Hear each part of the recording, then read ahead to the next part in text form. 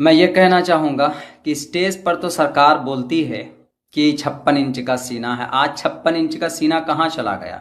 चीन ने हमारे 20 नौजवानों को मौत के घाट उतार दिया और 17 अभी जख्मी हालत में पड़े हुए हैं। मई से ही ये प्रॉब्लम चल रही है। मई से ही चीन हमारी सरजमी पर, हमारे मुल्क भारत के ऊपर कब्जा करता चला जा रहा है और हमारी सरकार आंखें मूंद करके बैठी हुई है। भाषण देने में ये लोग आगे होते हैं और अपने दुश्मनों को पहचानने में, उनको मुंह तोड़ जवाब देने में बहुत पीछे रहते हैं। अगर इतनी ताकत हम क्यों नहीं उनके चाइनीज सारे प्रोडक्ट का और उनकी जितनी भी कंपनीज है उनका हम बाइकाट करते हैं। हम कर सकते हैं लेकिन हम करेंगे नहीं। सिर्फ लोगों को अपने तरफ लुभाने के लिए, राजनीति अपनी कुर्सी बचाने के लिए बैठते हैं, लोगों को खुश करने के लिए कहते हैं कि हम ये कर देंगे, लाल आंख दिखा देंगे। अभी लाल आंख कहाँ चला गया हमारी इस सरकार का, हमारे पीएम साहब का। हमारे 20 नौजवान उन्होंने अपनी जान की कुर्बानी दे दी, तब भी चीन ने हमारे सरजमी पर कब्जा कर लिया। मैं गवर्नमेंट से ये कहना चाहूँगा कि टोटल चाइनीज प्रोडक्ट के ऊपर बैन लगनी चाहिए। ये जितने भी मोबाइल कंपनीज हैं, 2G 3G ये जो भी हम इस्तेमाल कर रहे हैं, इनके ऊपर बैन लगना चाहिए। और मैं कहूँगा कि हमारे देश के अंदर इन सब चीज़ों की कमी नहीं है।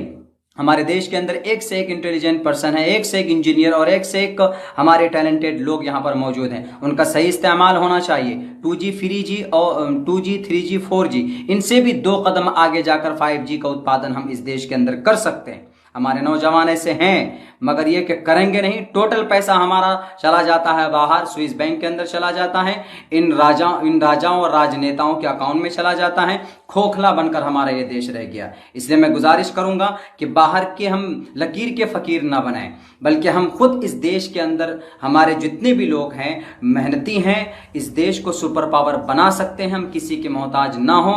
यही वजह है कि उन्होंने हमारे देश के नौजवानों को, 20 नौजवानों को मारा है। बड़े दुख की बात है और शर्म की बात है। उनको मुंह तोड़ जवाब देनी चाहिए। मैं सरकार से यही गुजारिश करूंगा। चलिए अब आपसे ये आखिरी सवाल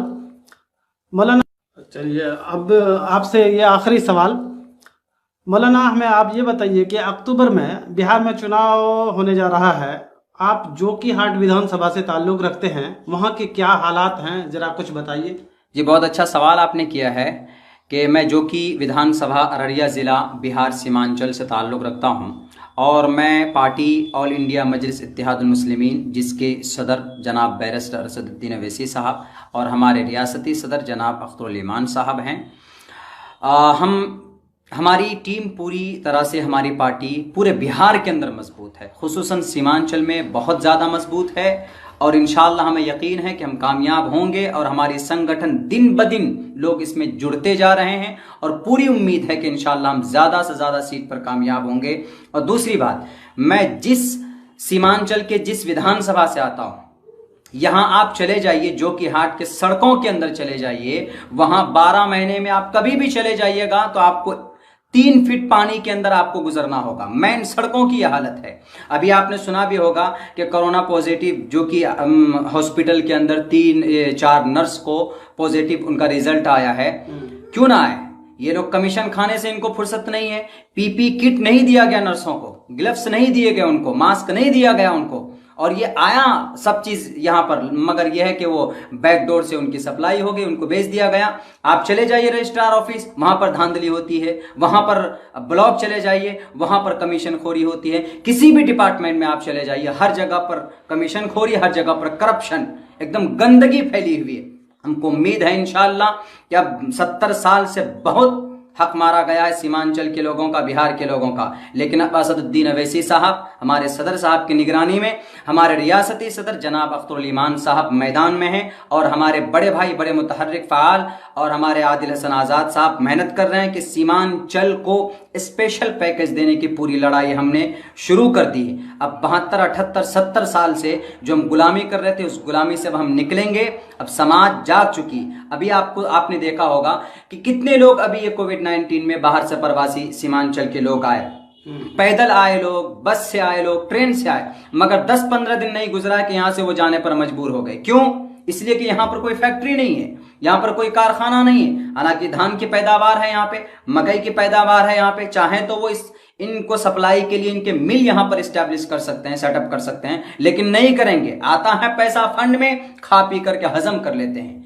370 के तहत बैरिस्टर असदुद्दीन अवैसी साहब ने एक प्रस्ताव पेश किया लोकसभा के अंदर। आज तक 370 सीमांचल के लोग नहीं जानते थे, मगर यह है कि हमारे बैरिस्टर असदुद्दीन अवैसी साहब ने लड़ाई छेड़ दी है सीमांचल की बदहाली को दूर करने के लिए, और हमारे अख्तरुल ईमान साहब भी एकदम लगे हुए, हम लोग उनके साथ हैं। और आदिल हसन आजाद साहब, हमारी पूरी टीम बिहार की, ऑल इंडिया मजलिस इत्तेहादुल मुस्लिमीन की, इस सीमांचल को स्पेशल पैकेज दिलाकर रहेंगे इंशाअल्लाह। वोटों की राजनीति नहीं होगी, अब कामयाबी के लिए, अपने हक लेने के लिए हर एक नौजवान, हर एक बूढ़ा, हर एक माँ मैदान में है। इंशाअल्लाह बहकमारी नहीं होगी, ज़्यादा से ज़्यादा तादाद में इंशाअल्लाह हम इस मरतबा इलेक्शन की सीट हासिल करने जा रहे हैं। मजलिस इत्तेहादुल मुस्लिमीन अपने ज़्यादा से ज़्यादा कैंडिडेट उतारेगी पूरे बिहार में, और इन लोगों के पोल खोलेगी, और हम बड़ी मतों से इंशाअल्लाह। جئنا إلى الدنيا كي ندعو إلى الله لننشر الخير في الكون الذي حارى